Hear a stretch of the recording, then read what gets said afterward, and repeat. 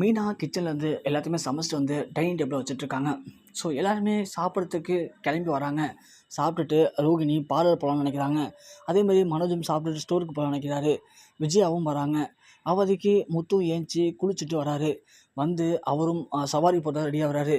மீனா எல்லாத்தையுமே சமைச்சிட்டு வந்து டைனிங் டேபிளில் வைக்கிறாங்க. உடனே எல்லாம் வந்து உட்காந்து சாப்பிட்றாங்க. முத்து சாப்பிட்றாரு. ஆனால் முத்து கொஞ்சோண்டு சாப்பிட்டுட்டு எனக்கு போதும்ப்பா, மதியத்துக்கு சாப்பாடு வேணாம் அப்படிங்கிற மாதிரி சொல்கிறாரு. உடனே அண்ணாமலை கேட்குறாங்க, ஏண்டா முத்து என்னாச்சு, ஏன் சரியா சாப்பிடல அப்படின்னு கேட்குறாங்க. இல்லைப்பா, எனக்கு ஒரு மாதிரி இருக்குது, எனக்கு போதும்ப்பா அப்படின்னு சொல்கிறாரு. சரிடா, மீனா உள்ளே இருக்கா, வரட்டும், அவள்கிட்ட சொல்லிட்டு போடா அப்படின்னு சொல்கிறாங்க.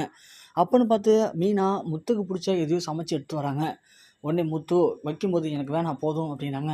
ஏங்க சாப்பிடுங்க அப்படின்னு சொல்கிறாங்க.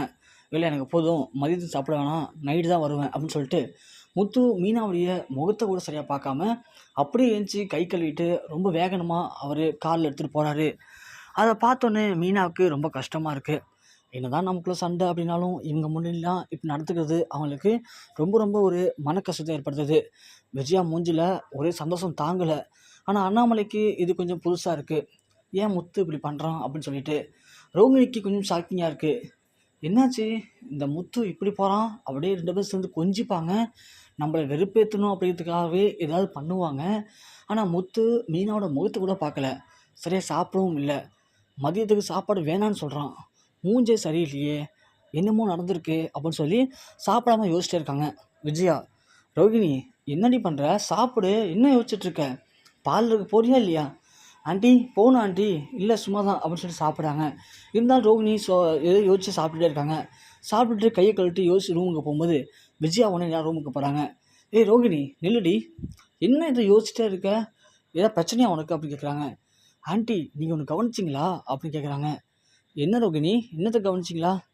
இல்லை ஆண்டி, சாப்பிட்டுட்டு இருக்கும்போது என்ன கவனிச்சிங்களா? இல்லையடி, என்னாச்சு, சாப்பாடு சரியில்லையா? நல்லா இருந்துச்சு சாப்பாடு.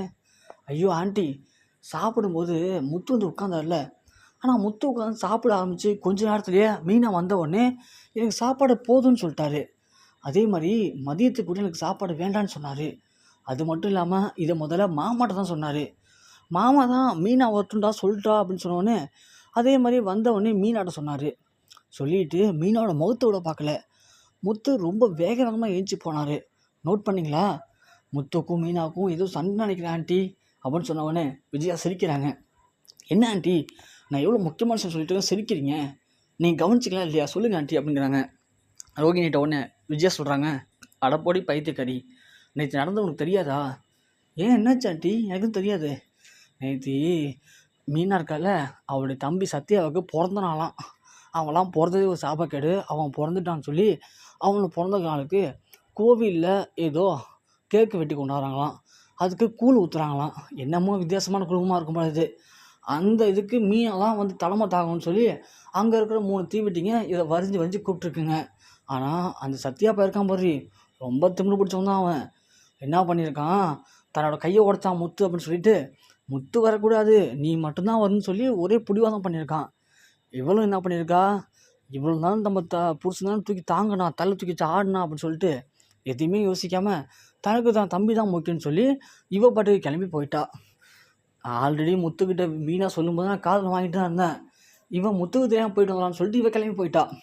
நான் என்ன பண்ண சும்மா விட்டோன்னா, நான் உடனே இந்த விஷயத்தை இப்படியே கால் பண்ணி முத்துக்கு தெரியப்படுத்திட்டேன். முத்து வேற கோமா வந்து வீட்டில் பார்த்தான், மீனாவை காணும்னு சொல்லிட்டு நான் கோயில் கிளம்பி போயிருக்கான். அங்கே போய் பார்த்தா மீனா அவங்களோட குடும்பத்தோட கொஞ்சம் கொலாவிட்டு கூழ் ஊற்றிட்டு இருந்திருக்கா. அதை பார்த்த முத்துக்கு பயங்கரமான கடுப்பாக இருக்குது. உடனே அங்கேயே சண்டை போட்டு என்றைக்கும் இல்லாமல் முத்து ரொம்ப வருஷம் கழிச்சு நேற்று நைட்டு குடிச்சிட்டு வந்து வீட்டில் ஒரே ரகலை மீனா கிட்ட.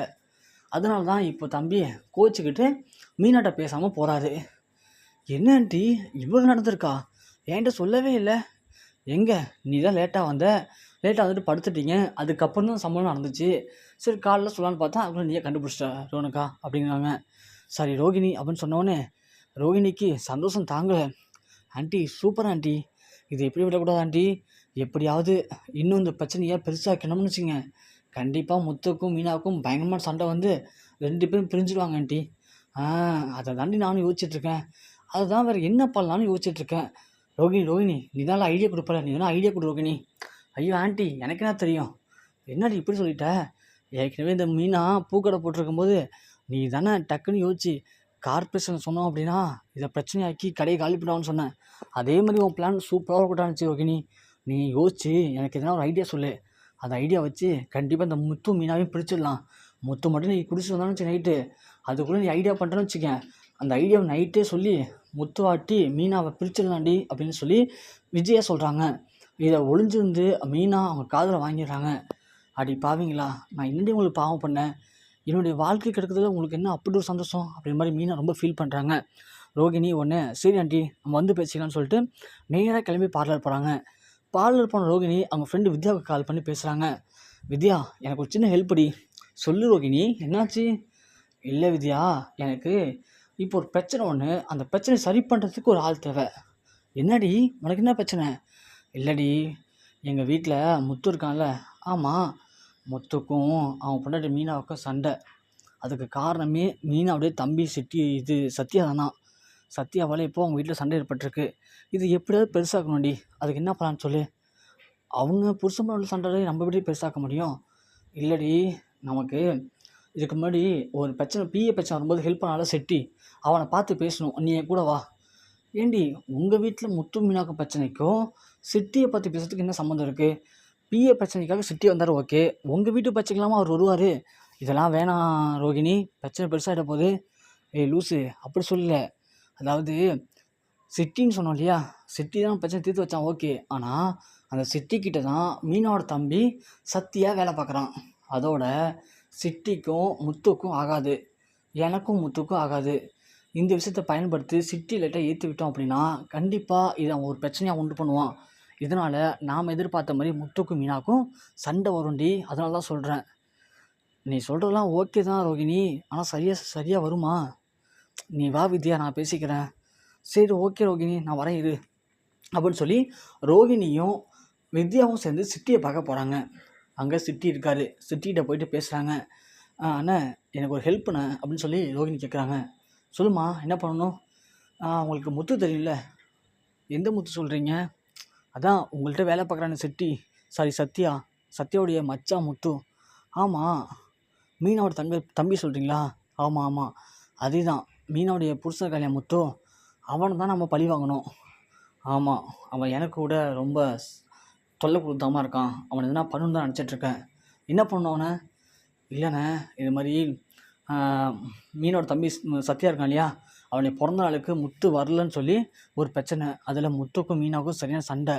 இப்போ மட்டும் நாம் ஏதாவது பண்ணிட்டோம் அப்படின்னா முத்துவால் மீனாவுக்கு நிறைய பிரச்சனை ஏற்பட்டு மீனா அவங்க வீட்டு வந்துடுவாங்க. அதனால் முத்து கண்டிப்பாக மிகப்பெரிய பாதிக்கப்படுவான். அதுதான் எனக்கு வேணும் அப்படின்னு மாதிரி சொல்கிறாங்க. ஆனால் நான் இந்த பிரச்சனையை உண்டு பண்ணதே நான் தான்மா. என்ன சொல்கிறீங்க? ஆமாம் சத்யா வந்து என்கிட்ட சொன்னான் முத்துவும் எங்கள் அக்காவும் வராங்கன்னு சொல்லிட்டு. நான் தான் முத்து வர்றான்னு சொல்லிட்டா, அவன் வந்தால் அவனுக்கு குடைச்சல் கொடுத்துட்டே இருப்பான், அவனை என்றைக்கு நீ பிரித்து வைக்கிறியோ அன்றைக்கி தான் அவன் அடங்குவான்னு சொல்லி நான் தான் சொன்னேன். அதே மாதிரி சிட்டின்னு சொன்னதை கேட்டு சத்யாவும் உடனே அவங்க அக்கா மட்டும் வந்தால் போதும், மாமா இருக்கக்கூடாதுன்னு சொல்லி பிரச்சனை பண்ணான். அதே மாதிரி முத்து வரல அப்படின்னு சொல்ல, ஓ சூப்பர்ண்ணே, நீங்கள் பண்ண பிரச்சனை தான் இப்போது முத்துக்கு மீனாக்கடியே பயங்கரமான சண்டை ஏற்பட்டு இப்போது 2 பேரும் பிரிகிற அளவுக்கு போயிட்டாங்க. முத்து இப்போ குடிக்க ஆரம்பிச்சிட்டான்.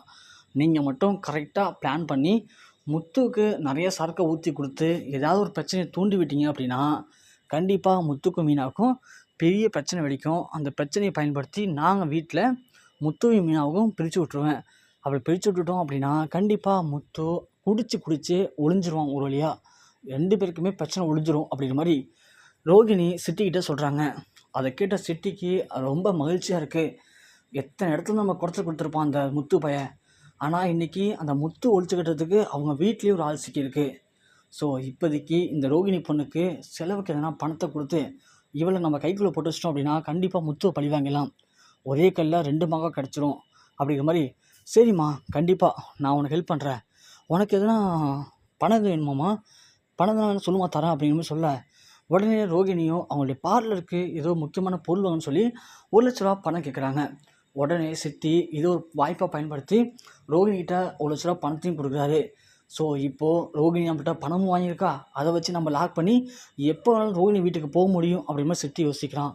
அதே மாதிரி முத்துவை ரோகிணி வச்சு பழி வாங்கிட்டு நாளைக்கு பிரச்சனை வந்தால் ரோகிணி சத்யா இவங்க 2 பேரும் கோத்து விட்டு நாம் ஈஸியாக எஸ்கேப் ஆகிடலாம் அப்படிங்கிற மாதிரியும் சிட்டி பயங்கரமாக பிளான் பண்ணி ரோகிணி வச்சு காய் நூற்றுறான். ஒரு வழியாக இப்போது முத்துவையும் மீனாவையும் பழிவாங்க ரோகிணி சிட்டிக்கிட்ட போக சிட்டி இப்போது ரோகிணியை பயன்படுத்தி முத்து மீனாவை பழிவாங்கி சிட்டியை வைத்து ரோகிணியை ஒட்டுமொத்தமாக காலி பண்ண சிட்டி பிளான் பண்ணுறான். ஸோ இந்த பிரச்சனைலேருந்து கண்டிப்பாக முத்து மீனை தப்பிப்பாங்களா இல்லை என்ன நடக்க போகுது பொறுத்து வந்து பார்க்கலாம்.